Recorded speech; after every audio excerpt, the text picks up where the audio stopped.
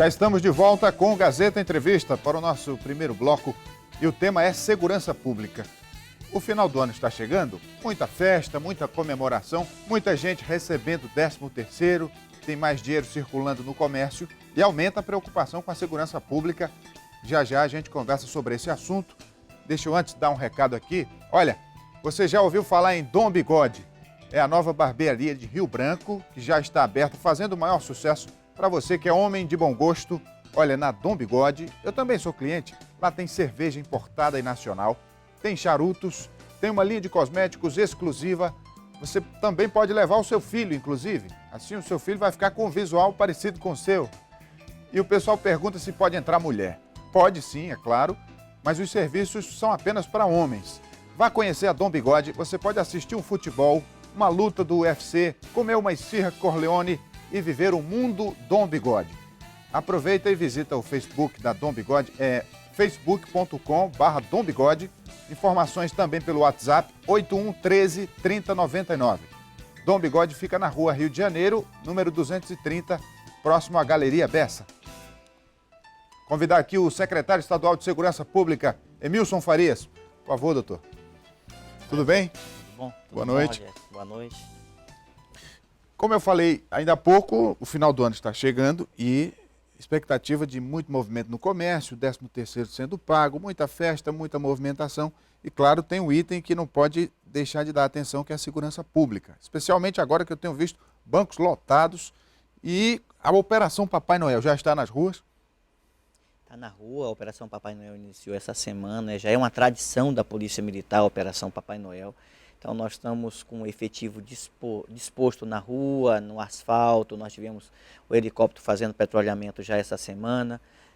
Nós vamos estar com, a Polícia Militar está colocando aí mais de 140 homens do efetivo extraordinário para atenção a essas áreas do comércio, área bancária, a hora que tem circulação de dinheiro considerável nesse período do ano, já que nós temos 13º, temos aí o salário, o 13º sendo pago agora. Então, existe uma preocupação nesse sentido. O que a gente tem observado historicamente é que no mês de dezembro, apesar da maior circulação de dinheiro por conta dessas situações específicas, nós temos redução de criminalidade por conta da Operação Papai Noel. É claro que sem prejuízo do policiamento ordinário. A Polícia Civil colocou 40 homens até o meio do mês de dezembro, deve colocar os alunos também para auxiliar na rua, então nós vamos ter aí certamente uma maior sensação de segurança, uma maior presença policial nas ruas de Rio Branco. Nesse mês de dezembro tem uma outra situação também que requer atenção. O indulto natalino aos presos que estão em regime fechado e eventualmente vão para o semiaberto nesse período. E é preciso também uma atenção especial com isso, secretário? É preciso estar atento, é um direito, é um direito em que assiste aquela pessoa em que a justiça entende, através do decreto presidencial que tem que vir para as ruas, nós precisamos estar atentos para que a gente acompanhe algumas situações específicas. Claro que o nosso sistema de inteligência fica mais atento e nós temos aí um acompanhamento mais próximo da própria Polícia Militar em situações que requer uma maior atenção. Então, a gente precisa e vamos estar, sim, bastante atento. Nós tivemos assim, um ano, Rogério, em que os números foram razoáveis, foram números satisfatórios. Do ponto de vista de latrocínio, nós tivemos redução de 50% comparado ao ano passado. Mas a gente precisa melhorar cada vez mais a sensação e colocar esse policial disposto na rua. A Operação Papai Noel e o olhar e a atenção para esses presos que vão gozar do benefício do indulto natalino, certamente vai proporcionar uma maior sensação de segurança e a dispositivo maior do policiamento pelas ruas. O que a gente observou ao longo desse ano é que muitas operações da Polícia Civil, principalmente, elas vieram como resultado de investigações que foram feitas a médio e longo prazo e foi o setor de inteligência, basicamente, quem obteve esse resultado positivo. Nesse sentido, o que o senhor pode anunciar para os próximos dias? Tem alguma coisa que está sendo articulada para esse final de ano, que é, de fato, um período onde é necessário mais atenção? A segurança pública tem essas particularidades, né, Rogério? A gente está falando de final do ano, mas a segurança pública ela não tem sábado nem domingo e nem final do ano. A gente vem esse 31 de dezembro passando para o outro ano sem baixar a guarda, né? A gente tem que estar atento. Então, nesse sentido, além da Operação Papai Noel, é óbvio que a Operação Papai Noel já é uma tradição da Polícia Militar e, como eu disse, ela reduz os indicadores. O que a gente tem visto historicamente é que no mês de dezembro existe uma redução dos indicadores de violência e criminalidade. A Polícia Civil vai auxiliar também nesse final de ano, mas nós certamente vamos ter, ainda no mês de dezembro, operações, porque, como eu disse, a segurança pública não para. Vamos ter operações, porque a gente tem que estar atento. Nós tivemos situações no mês de outubro aí, em que a gente teve atentados a ônibus, nós tivemos situações que nos colocaram em xeque enquanto Estado, polícia, e isso não pode permitir que a gente baixe a guarda de maneira nenhuma. Então nós vamos estar atentos, acompanhando e certamente vamos estar alcançando com o braço do Estado de Polícia aquilo que for necessário e aquilo que seja resíduo de investigações que estão em andamento. Eu digo isso pelo seguinte, secretário, a gente, no exercício da profissão, trabalha com a informação diariamente e nos chegam muitos relatos, algumas coisas têm consistência, outras não, a gente vai checar. E eu, principalmente, gosto muito das redes sociais e, de vez em quando, percebe-se algum movimento de pessoas, de grupos ligados a facções criminosas. E aí a expectativa para o fim do ano é de que vai ter uma ação. E a gente não pode levar isso como verdade, mas também não pode deixar de averiguar. Tem um monitoramento especial nesse círculo de informações, os grupos das redes sociais, porque os criminosos também têm acesso à tecnologia, né? Existe sim. Existe um monitoramento, existe uma atenção dioturna para situações como essa. Nós não podemos... Olha, em Porto Alegre agora essa semana nós tivemos um ataque a ônibus. Então nós não podemos de maneira nenhuma baixar a guarda. Então nós vamos estar muito atentos e eu acredito que nós vamos ter ainda até o final do ano operações consistentes e robustas para que a gente coloque pessoas que estão em conflito com a lei aí atrás das grades, sem prejuízo das operações que vão estar dispostas nas ruas, que eu já falei inicialmente. Já dá para fazer um balanço de 2015 na segurança pública. Como é que o senhor avalia esse ano? Olha, um ano em que, apesar da dificuldade, apesar de um ano financeiro complicado em todo o país, nós acreditamos que nós demos passo significativo. Nós ontem discutimos até 8 horas, 9 horas da noite, reestruturação das instituições, estamos discutindo um fundo de segurança pública já para o ano que vem, para que a gente tenha sustentabilidade no que diz respeito ao aspecto financeiro da segurança pública. Nós tivemos indicador, interrompemos uma tendência de crescimento de homicídio que vinha aumentando, interrompemos. Só na área do Baixada nós tivemos 26% de redução de homicídio. É claro que eu sempre digo, os números frios, às vezes não representam, e muitas vezes não representam. Tivemos uma redução de latrocínio, eu sempre gosto de dar esse exemplo, porque as palavras induzem, mas o exemplo arrasta. Nós tivemos uma redução de latrocínio de 50% no estado do Acre. Mas nós tivemos um latrocínio lá em Porto Acre, que foi aquela do vereador João Asfuri, que a sensação de segurança ela foi lá para cima. Então, às vezes, os números, objetivamente, não traduzem a própria sensação de segurança. Então, nesse sentido, a gente precisa ter outras frentes. E nós nos preocupamos muito esse ano para estabelecer e lançar germes de cultura de paz. Nós tivemos, por exemplo, no bairro do Taquari, Santo Inês, um olhar e uma atenção diferenciada. 250 crianças tiveram a atenção através do esporte, com o apoio da segurança pública, para que a gente crie e fomente ali uma cultura de paz. Tivemos reuniões com escolas, tivemos esse ano reuniões com inúmeros bairros, desde o Taquari, o Bujari, o município do Bujari, o Santo Inês. Criamos os conselhos comunitários, que é o outro olhar do dado que não é objetivo, que é o olhar subjetivo, que é a sensação. E eu penso que nós tivemos um ano em que a gente conseguiu estabelecer algumas pilastras, algumas diretrizes básicas. Tem um projeto nesse sentido, é o Projeto Pacificar, é isso? Projeto...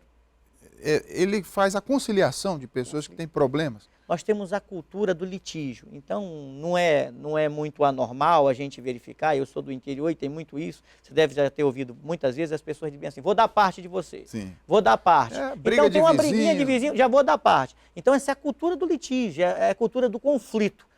E o que propõe a segurança pública é que a gente avance isso. Uma das macro causas da criminalidade, principalmente no que diz respeito a homicídio, é os pequenos conflitos, são os conflitos interpessoais. Esse ano, no Projeto Pacificar, nós atendemos 126 famílias. São 126 famílias que resolveram o litígio ali na delegacia, aquelas situações que era possível ser resolvido. Aquelas pessoas não judicializaram o seu problema. Quando judicializa, você tem inimigos para sempre. Nessas situações como essa, eles saem abraçados. A tendência é que a gente expanda isso para todas as unidades policiais da capital, já o ano que vem, e depois para o interior. Então, essas são medidas que a gente entende que são fundamentais para que a gente estabeleça, assim, uma cultura de paz. Porque a gente tem claro que só prender não resolve o problema de segurança pública. Acho que a própria legislação induz um pouco essa cultura litigiosa, né? Acho que induz, eu acho que induz. Eu acho que a gente... Mas a gente precisa ser capaz de construir alternativas. Sim. Quando a gente está discutindo aqui o Fundo de Segurança Estadual, a gente está dizendo que a gente precisa promover algumas discussões em nível nacional. Fala nisso. No próprio Conselho, no Colégio de Secretários de Segurança, a gente tem fomentado, e eu tenho discutido, no último eu estava dizendo, da necessidade da gente ter um olhar e uma atenção diferenciada para a segurança pública do Estado. Porque, Rogério, veja, nós temos hoje, oriundo de fiança, que é paga em delegacias, esse recurso da fiança ele cai para um Fundo Nacional Penitenciário. Nós temos contingenciado hoje 2,2 bilhões.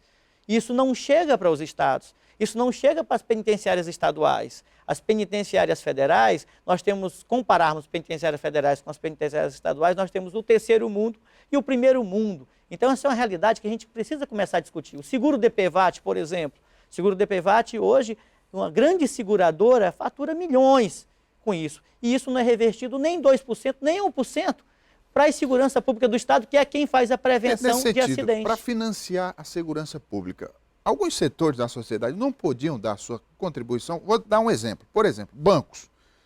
Tem lá os caixas eletrônicos em diversos locais da cidade em que, indiretamente, é o Estado quem faz a segurança. Shows, casas de shows, casas noturnas, grandes eventos em que empresários estão oferindo lucro, indiretamente quem faz a segurança é a polícia. É a segurança pública. Pois é. Então, não dá para ter uma discussão no sentido de equacionar melhor isso? Essa discussão que a gente está fazendo, dentro do próprio Fundo Estadual de Segurança Pública, a gente propõe isso. Situações em que nós temos caixa eletrônico dentro de espaços públicos, em que quem faz a segurança daqueles caixas eletrônicos é a segurança pública, quando deveria estar fazendo a segurança privada, quem deveria estar fazendo era a segurança privada. Então, nós propomos que nessas situações a gente tenha, assim, pela concessão do uso, uma taxa. Isso é uma discussão que tem que aprofundar e tem que ser discutida com os próprios superintendentes bancários, mas é uma discussão que está bastante avançada e que a tendência é que o ano que vem a gente tenha um valor para que isso caia num fundo para se reverter no interesse da segurança pública do Estado. Eu não posso tirar um policial que está fazendo patrulhamento lá no Santo Inês, lá no Taquari, lá na Custódio Freire, para fazer uma segurança que não seja segurança pública, que seja segurança privada. Não é razoável. E nesse sentido, no ano de 2016, o senhor já falou alguns projetos, mas quais são as metas a curto prazo? Tem a questão do financiamento, que é o que determina tudo isso, mas recentemente eu acompanhei notícias de verbas que serão injetadas na segurança pública a partir de emendas federais. Isso já está garantido? Olha, está garantido. E isso segurança pública é interesse coletivo. Todos têm que ajudar. É claro que a responsabilidade direta por isso é minha, que estou à frente da pasta. O ônus e o bônus é meu. Eu me responsabilizo por tudo que ocorrer de ruim ou de bom na segurança pública, claro, junto com o governo do Estado. Nós somos o governo. Mas a gente vê algumas pessoas colocar assim, está faltando viatura aqui, está faltando isso aqui, está faltando... A gente se especializou em criar problemas. A gente precisa criar uma cultura de resolver problemas, de apresentar soluções. Nesse sentido, é uma questão de justiça colocar isso. Nós tivemos recentemente em Campinas, verificando um software, que é um software desenvolvido na própria Unicamp, Universidade de Campinas, para que a gente crie um cerco eletrônico na cidade de Rio Branco. A ideia é que o ano que vem a gente tenha instalado o Centro de Comando e Controle, que é aquele onde foi instalado, onde tinham sede de Copas do Mundo, e dentro do Centro de Comando e Controle a gente tem o cerco eletrônico na cidade de Rio Branco. O que é isso? É um vídeo monitoramento inteligente. Na Idade Média, nós tínhamos as cidades protegidas por fosso e os castelos protegidos por fosso, por muralha. Hoje a gente faz isso através de cerco eletrônico. O nosso maior problema hoje na segurança pública é crime contra o patrimônio, é furto e roubo. 70% dos roubos são praticados para subtrair o aparelho celular, mais de 70%. Então a gente precisa e a gente compreende que o crime é dinâmico, ele só é praticado ou com uma motocicleta ou com um veículo. Para isso, o cerco eletrônico ele vem fechando a cidade e fazendo uma interligação, uma análise de vínculo inteligente do veículo que passou, por exemplo, em determinado local em que ocorreu um crime. Vou te dar um exemplo para ficar claro para o nosso, quem está nos assistindo compreender. Aconteceu um homicídio na rua Baguari, número 50, hoje 10 da manhã. Passou uma moto lá 10 horas da manhã, passou uma moto meia hora antes, meia hora depois. Essa moto está onde? Para onde ela está se deslocando? Então é feita uma análise de vínculo, é a tecnologia a serviço da segurança pública. O local onde foi implementado, nós tivemos redução de 30% dos crimes de furto. Furto a veículo, apita dentro de uma sala, à medida em que você passa por um daqueles locais, um veículo que está furtado. Eu tenho um telefonema, chega para o CIOSP, imediatamente eu lanço aquilo, e onde passa o veículo é acionado uma campanha eletrônica. Vai ser implementado o ano que vem aqui, por uma emenda individual do deputado Alan Rick, que está nos ajudando. Quando eu falo que todos têm que ajudar, é isso. É uma pessoa que está nos ajudando. Eu estou falando isso por uma questão e por dever de justiça, uma pessoa que está preocupada com a segurança pública. Fica o exemplo para os demais parlamentares. Secretário, muito obrigado por sua vinda aqui no Gazeta Entrevista. A gente deseja boa sorte aí no ano que vem. Eu que agradeço, sempre um prazer. Vamos para o intervalo comercial. Daqui a pouco o Gazeta Entrevista volta. Não saia daí.